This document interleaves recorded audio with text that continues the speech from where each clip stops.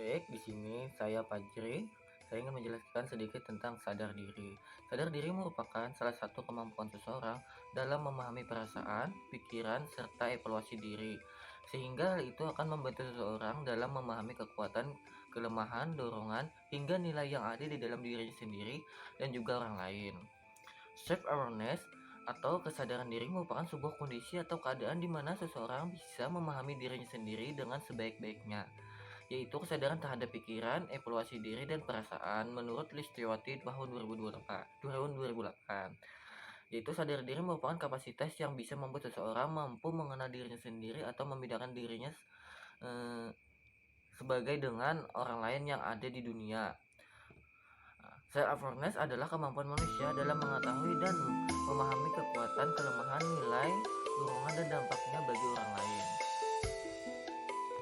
Ini ada beberapa poin. Poin yang pertama yaitu peserta didik mampu memahami perasaan, perilaku diri sendiri serta mengungkapkan pikiran, perasaan, keyakinan, pendapat dengan baik.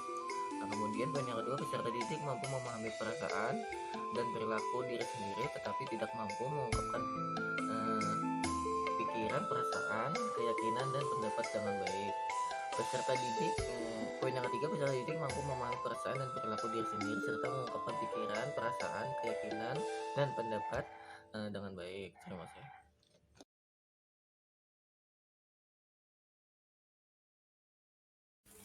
Assalamualaikum warahmatullahi wabarakatuh. Perkenalkan, nama saya Sumiati Rahayu, mahasiswi PPG Prajabatan Gelombang 2 tahun 2023, Prodi PGSD Universitas Lambung Mangkurat. Di sini saya akan menjelaskan tentang metakognitif dalam UPD dalam memenuhi perancangan dan pengembangan kurikulum. Kemampuan metakognitif adalah prosedur pengetahuan. Hal ini adalah apa yang dilakukan seseorang secara sengaja untuk mengontrol kognisi. Kemampuan metakognitif merupakan bagian dari apa yang disebut dengan proses eksekutif maupun strategi metakognitif. Kemampuan metakognitif ini meliputi aktivitas seperti orientasi atau monitoring, pengertian persyaratan tugas, merencanakan langkah-langkah yang diambil untuk proses pengecekan dan mengatur proses kognitif jika terjadi kegagalan, dan mengevaluasi proses.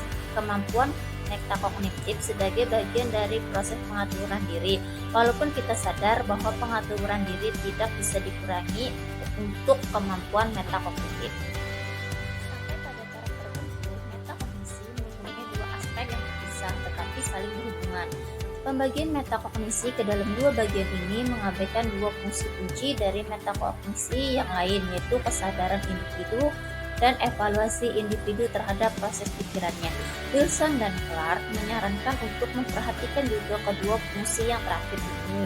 Menurut Wilson, metakognisi mengacu pada kesadaran individu terhadap pemikirannya sendiri, evaluasi mereka terhadap pemikiran itu, dan pengaturan mereka terhadap evaluasi metakognitif mengacu pada keputusan yang dibuat mengenai proses pemikiran seseorang, kapasitas dan pembatasan seperti yang dikerjakan pada suatu situasi tertentu atau sebagai set atribut. Sebagai contoh, seseorang dapat membuat suatu keputusan mengenai aktivitas dari pemikirannya atau dari pilihan strateginya. Selain itu, evaluasi diri juga mengacu pada penilaian seseorang terhadap kesulitan dari berbagai tugas dan keterkesibukan atau kesuksesan pendidikan. Berikut sumber referensi.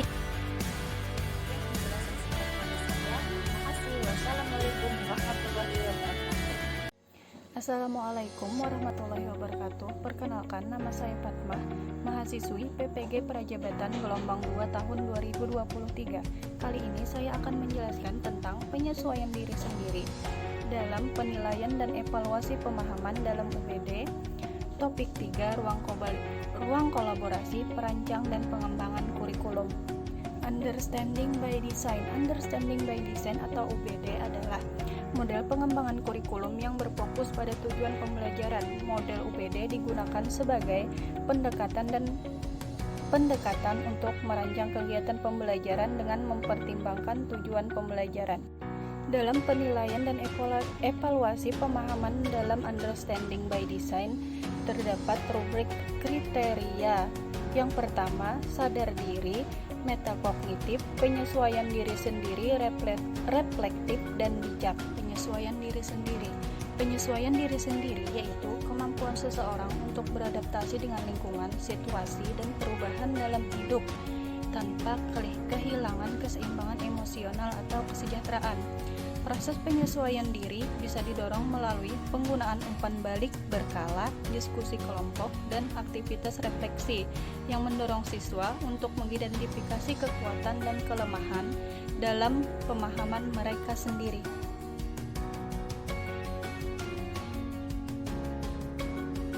Assalamualaikum warahmatullahi wabarakatuh. Saya Leni Ramanika ingin menjelaskan mengenai topik 4, ruang kolaborasi, mengenai penilaian dan evaluasi pemahaman dalam Understanding by Design.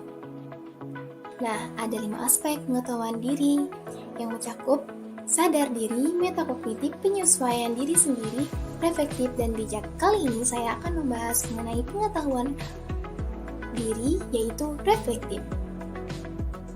Nah, berdasarkan referensi jurnal yang saya baca oleh Shibuya dan kawan-kawan dengan judul penilaian diri dan penilaian reflektif, bahwasanya menurut Jackman and Coley, memaknai reflektif itu sebagai tindakan menggambarkan sendiri tentang apa yang telah dirasakan, dilihat, dan diketahui, dan bagaimana sih membentuk pemahaman baru, menambah pemahaman baru, lalu meningkatkan pengetahuan dalam belajar, serta apa yang dilakukan atau dipikirkan di kelas.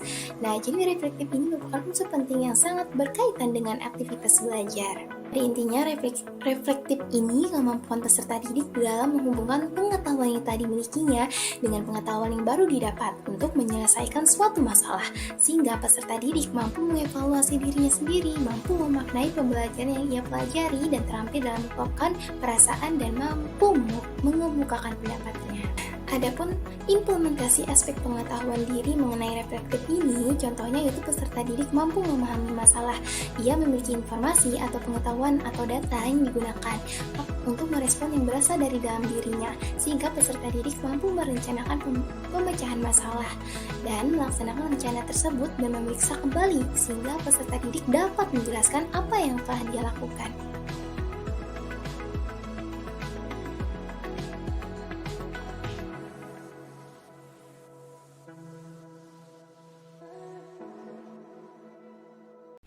Assalamualaikum warahmatullahi wabarakatuh. Saya Nadia Febrina, mahasiswi PPG Prajabatan Gelombang 2 tahun 2023. Dalam video kali ini, saya akan menjelaskan penilaian dan evaluasi pemahaman dan UBD pada aspek kemampuan pengetahuan diri, khususnya kriteria bijak. Perancangan kegiatan pembelajaran yang menggunakan prinsip UBD memiliki tujuan untuk memberikan pemahaman mendalam dan transfer pengetahuan kepada siswa melalui serangkaian kegiatan yang telah disesuaikan berdasarkan kebutuhan belajar siswa. Penilaian dan evaluasi yang menggunakan prinsip UBD dirancang untuk mengukur sejauh mana siswa mampu memahami konsep yang diperoleh dan dapat mengolah konsep tersebut dalam konteks yang baru. Penilaian dan evaluasi pemahaman dalam UBD bersifat autentik, yang bermakna bahwa penilaian dilakukan dengan menekankan pada pengukuran kemampuan siswa untuk menerapkan pengetahuan dan keterampilan yang mereka pelajari dalam konteks yang relevan dengan kehidupan nyata. Dalam memudahkan penilaian ini, dibutuhkan rubrik penilaian sebagai alat yang digunakan untuk memberikan panduan atau kriteria penilaian secara jelas dan transparan kepada siswa, yang biasanya terdiri dari kategori penilaian dan tingkat pencapaian yang dapat digunakan untuk mengukur sejauh mana siswa telah memenuhi kriteria tertentu, sehingga pendidik akan mengetahui tentang apa yang diharapkan dan membantu dalam memberikan umpan balik yang konstruktif. Terdapat 6 aspek pemahaman dalam penilaian dan evaluasi UBD, yaitu siswa mampu menjelaskan, menafsirkan, menerapkan, memiliki perspektif, berempati, dan memiliki pengetahuan diri.